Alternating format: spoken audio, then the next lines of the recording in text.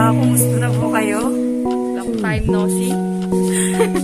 So, syempre po, no, pag nandito kami, may video na naman. So, for today's video po, meron po tayong tutulungan isang matanda. Mag-asawa po sila, pero prior po para dun sa babae, para kay nanay. Sana po matulungan at mapasaya natin siya. Tara! Samahan niyo po kami.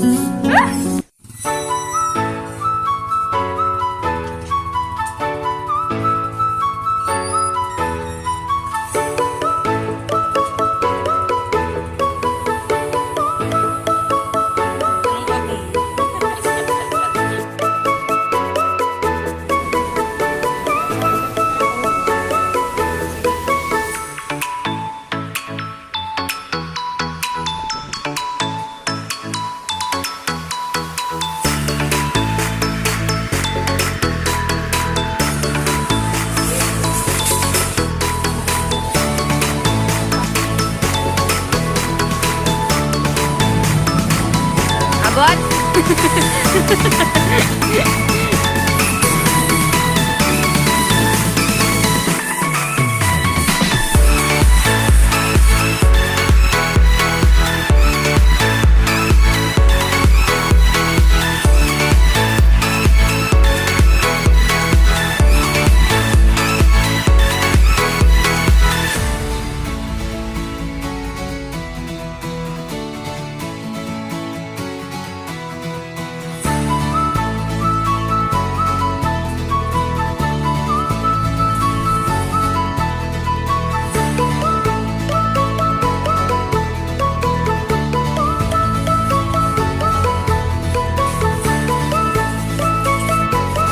Oops!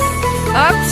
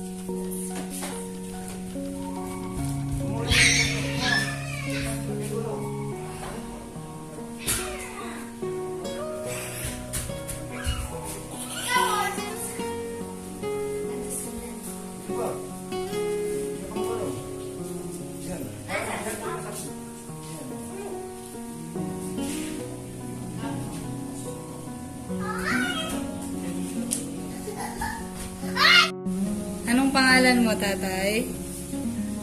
Pangalan ko ay Angel Sita, Angel Zita. Ngayon, si nanay, Amelia. Amelia. O, nanay Amelia, ang iyong asawa, siya ang iyong guardian angel.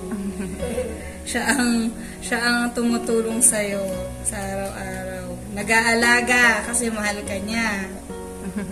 Swerte mo, nanay, kahit ganyan yung kalagayan mo. Inaalagaan ka ni tatay. Opo.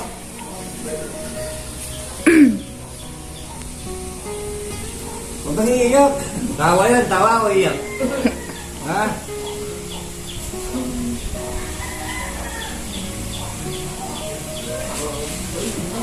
Ito kami sa nanay na.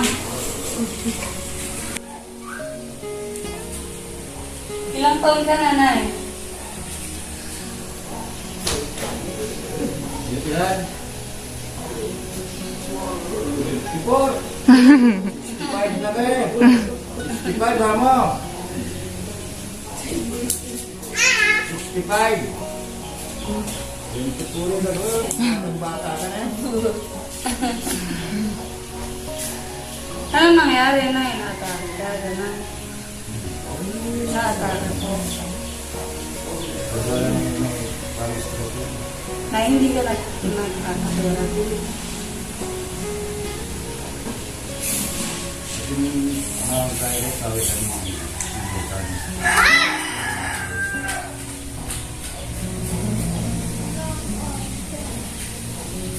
Therapy tayo.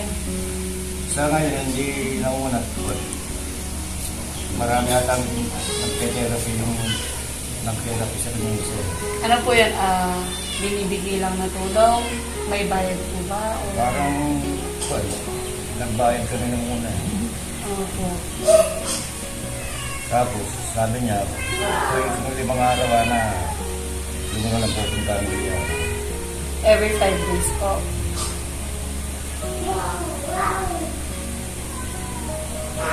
Nakahiga na lang si nanay, ganyan tayo.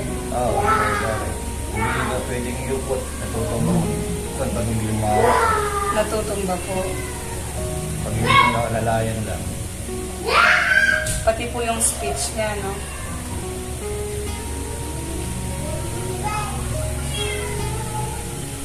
Nanay, kailangan mong gamot. Ha? Nainom ka raw ng gamot. Ha? Diaper, nay.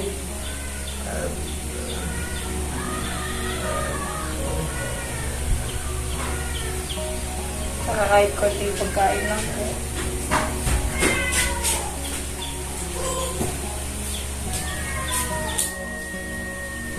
Ang balita namin, tay, si nanay, mayroon din kayong isang anak na nag-aalaga sa kanya. Meron nga. Ngayon po, Ngayon, yung kasamang nag-aalaga na stroke din. Nauna pa sa kanya yung namatay. Kasama kong nag-aalaga nga eh. Nawala po sa Kitang-kita sa mata ni tatay nung naiyak siya. Yung sakit na nawala yung anak niyang nag-aalaga kay nanay at nauna pa siya sa may sakit.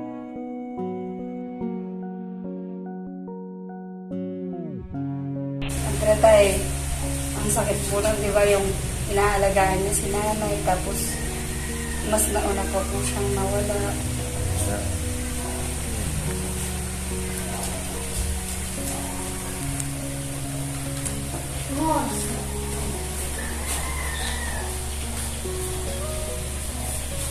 Naiiyak talaga si nanay kanina pa.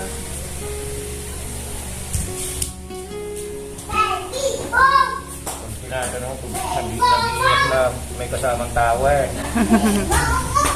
Parang nagpagupit ka na. Doon ba sa video na pinasa niya noon? Di ba mahaba yung buhok niya doon, di ba? Eh, tama nga naman. Nakabara na ang buhok. Pagkakabuk na naman eh. Opo. Parang maganda ka na yan. Maganda ka, no?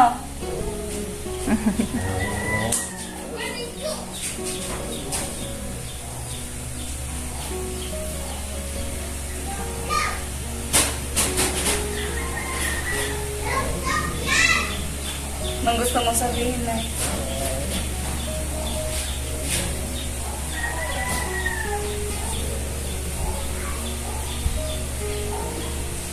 Oh, para hindi na umiyak si nanay, ipasok na lang natin yung, nabili natin konting tulong para sa kanya. No, ipapasok ko na ha.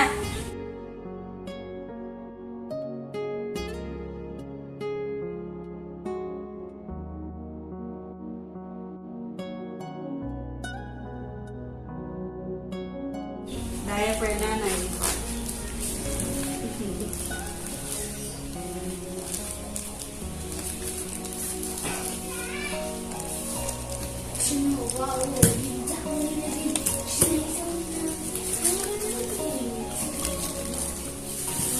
Tsaka konting groceries nanay. Umiinom ka ba ng pineapple juice? Tsaka yung mga tinatay na may ganun.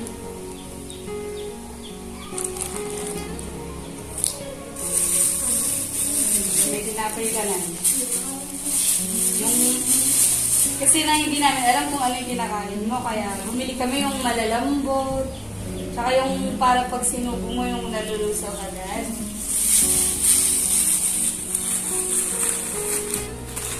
O, palaman nanay, cheese.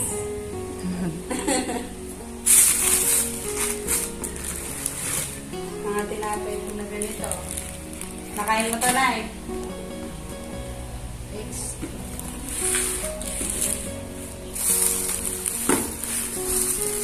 Tapos po, konting noodles.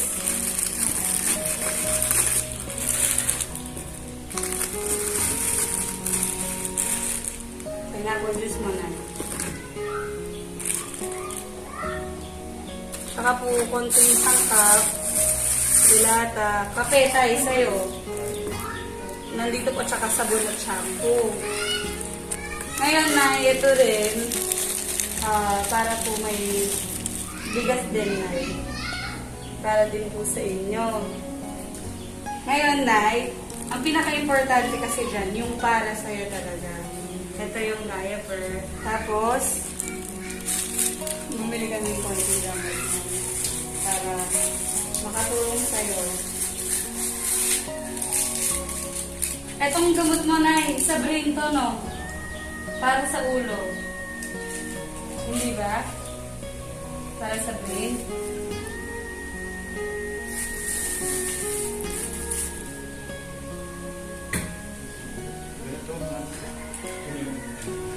Siticolin po.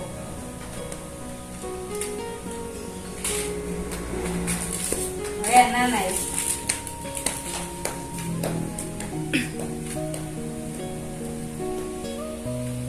Ano? Maraming po salamat ako.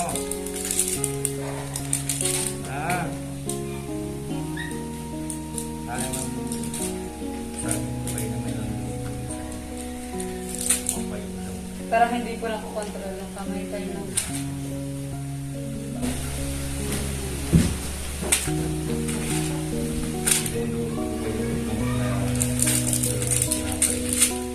Ay, kaya po mapait mo tayo. Hindi naman matulog. Naparang po. Nabubulong po. Yan na eh, may panggamit ka na ng ibang araw. Dapat ininom mo yan para bumalik ka agad.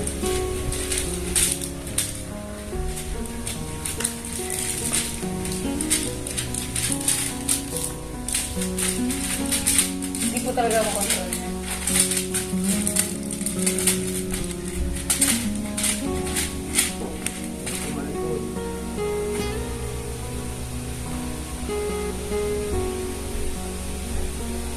Gumagalaw po talagang mag-isa, no?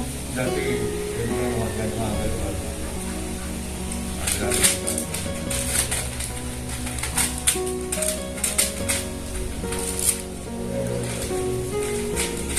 O nanay, sana. Napasaya ka namin ng kahit maliit na bagay lang. Napasaya ka namin sa natulungan kahit paano nakatulong kami sa'yo. Sana na gumaling ka agad.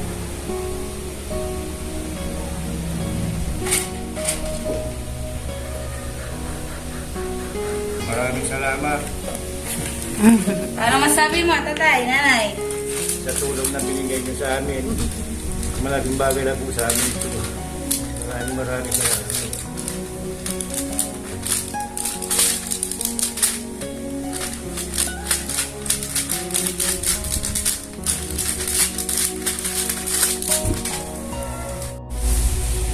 Nananawagan po ako sa inyo na maski po huwingin po ako ng tulong, maski ano pong maibigay mo sa amin. Dahil kung may sakit pa po yung asawa ko, hindi pa ako nakakapagtrabaho. Sana po yung may mabuting puso na gustong tumulong po sa amin, pinaabot ko po sa inyo na nangihingi po kami ng tulong. Nagpapasalamat po ako kung kami matugunan po ang aming hinihingi sa inyo. Maraming salamat po. Hindi na talaga. Nagdala. Hindi po siya, na-stop siya ngayon, tay. Ano yan, tay? Magkano po yung per session niya?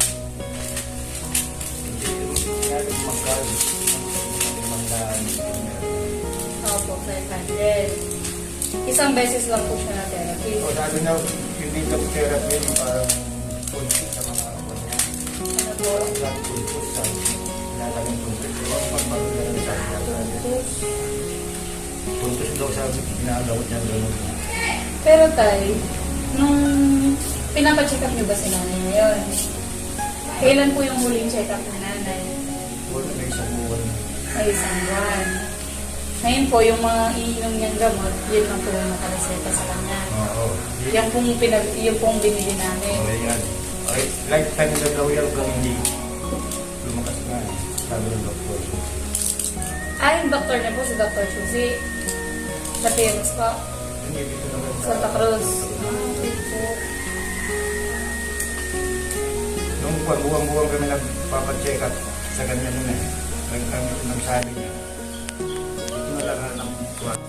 Lifetime ng delivery ko na lang. Pag-arawaran sa loob sa iyo. Hindi po ba siya sila din na kailangan magpa-therapy? Ganun kayo? Hindi po. Kasi tayo stroke siya. So, ibig sabihin, for example, hindi siya nakakapupo mag-isa. Nakakatayo mag-isa.